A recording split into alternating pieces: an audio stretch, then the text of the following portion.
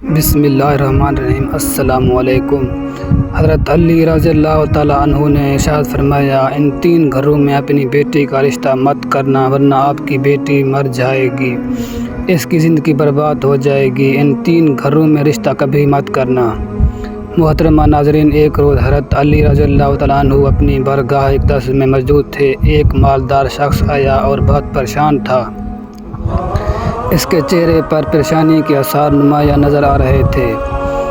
تو اس نے حضرت علی رضی اللہ تعالیٰ عنہ کی بارگاہ اقدس میں عرض کیا، یا امیر المومنین، میں بہت پریشان ہوں، میری پریشانی آپ ہی دور فرما سکتے ہیں۔ حضرت علی رضی اللہ تعالیٰ عنہ نے فرمایا، کیا مسئلہ ہے؟ کون سی بات ہے جو تمہیں مجھ تک لے آئی ہے؟ اس مالدار شخص نے عرض کی، امیر المومنین، میں اپنی پیاری بیٹی کا رشتہ کرنا چاہتا ہوں۔ ڈر جاتا ہوں کہ میری بیٹی کہیں دکھ اور تکلیف میں اور پریشانیوں میں مبتلا نہ ہو جائے۔ میری بیوی اور میں صلح باہم کر کے آپ کے پاس آپ کی خدمت میں قدس میں حاضر ہوا ہوں۔ مجھے کوئی ایسا گھرانہ بتائیں جس سے میری بیٹی کا گھر آباد رہے اور ہمیشہ کے لیے خوش رہے، اور اپنی پیاری بیٹی کا گھر ہنستا بستا دیکھ کر ہمیں خوش رہیں۔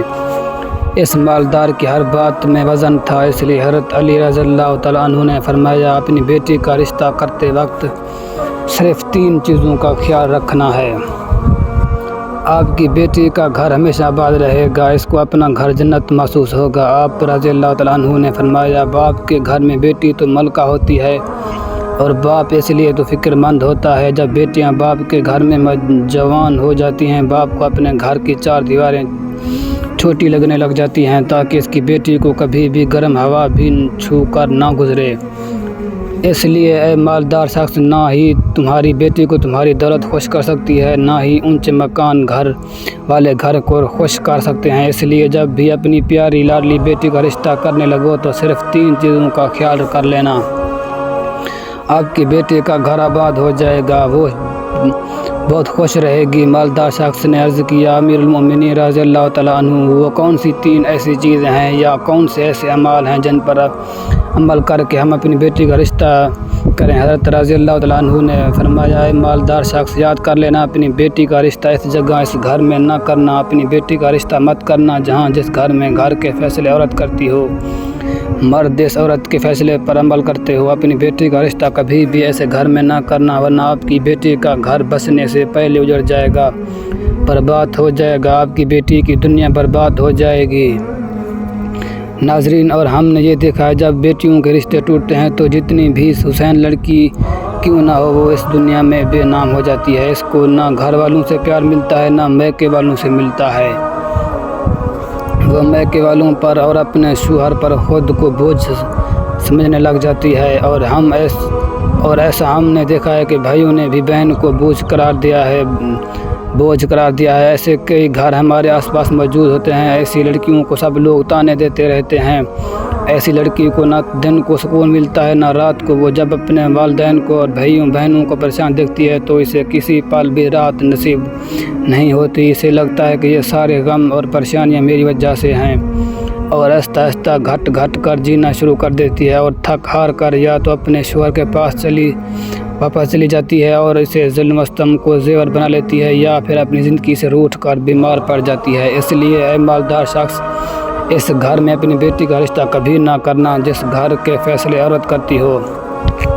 نمبر 2، حضرت علی رضی اللہ تعالیٰ عنہ نے فرمایا، اے شخص، کبھی بھی اپنی بیٹی کا رشتہ اس گھر میں نہ کرنا، اس گھر میں مت کرنا جہاں عورتوں کی عزت نہ ہوتی ہو، جہاں صرف مرد ہی حکمرانی کرتا ہو، وہاں اپنی بیٹی کا رشتہ نہ کرنا ورنہ تمہاری بیٹی کا گھر بسنے سے پہلے اجڑ جائے گا۔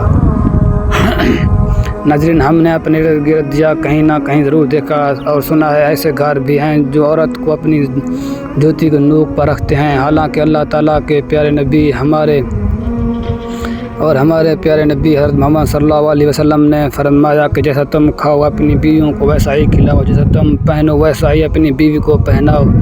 لیکن ایسے گھر بھی ہیں جو صرف خود کو اول سمجھتے ہیں اور اپنی بیوی کو خاطر میں بھی نہیں لاتے۔ ایسے شخص بھی ہیں جو اپنی بیوی پر ظلم و ستم کرتے ہیں، خوش ہوتے ہیں اور کہتے ہیں ہم نے اپنی برادری میں اپنا نام اونچا کر لیا ہے، حالانکہ وہ اپنا نقصان کر رہے ہیں، کیونکہ میرے حضور اکرم صلی اللہ علیہ وسلم کی سنت پر وہ عمل پیرا نہیں ہوئے، وہ اپنے لیے عذابوں کا گھڑا گود رہے ہیں۔ اس لیے اے شخص اپنی بیٹی کا رشتہ ایسی جگہ مت کرنا جہاں عورتوں کی عزت نہ ہوتی ہو۔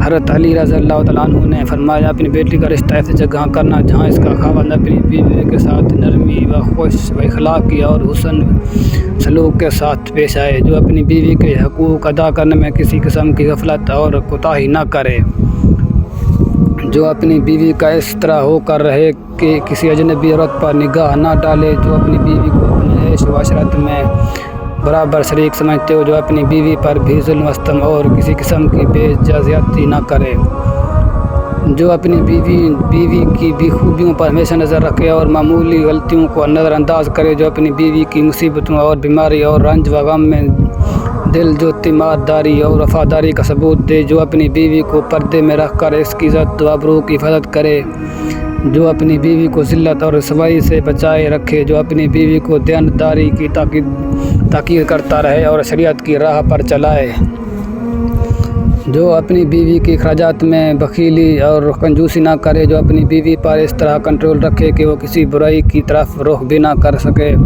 حضرت علی رضی اللہ تعالیٰ عنہ نے فرمایا اے مالدار شخص، تیسرا عمل اپنی بیٹی کا رشتہ اس جگہ کبھی مت کرنا جہاں ان کے کنبہ یعنی ان کے خاندان میں طلاق بہت زیادہ ہو۔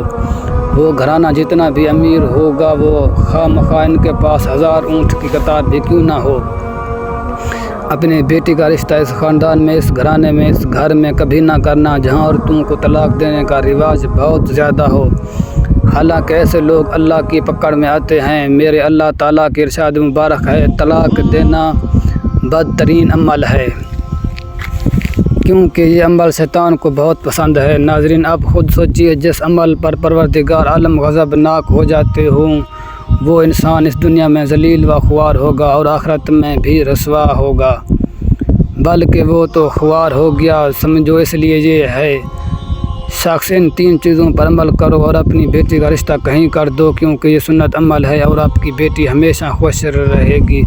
وہ شخص حضرت علی کی محفل میں آیا تو اس اداس ہو کر تھا، مگر آپ نے اس شخص کے سارے شکوک و شبہات کو دور فرما دیا اور ہمیں بھی ایک راہ دکھائی کہ اپنی بیٹیوں کے رشتے کیسے گھروں میں کرنے چاہیے جس سے وہ خوش رہ سکے۔ ناظرین کرام، میری اللہ تعالیٰ سے دعا ہے کہ اللہ تعالیٰ ہماری تمام بہنوں کے نصیب اچھے کرے، آمین۔ ناظرین اگر آپ کو ہماری ویڈیو اچھی لگے تو اسے لائک کریں اور مزید ایسی اسلامک ویڈیو کے لیے ہمارے چینل کو لازمی سبسکرائب کریں۔ شکریہ۔ وآخر دعوانا ان الحمد للہ رب العالمین۔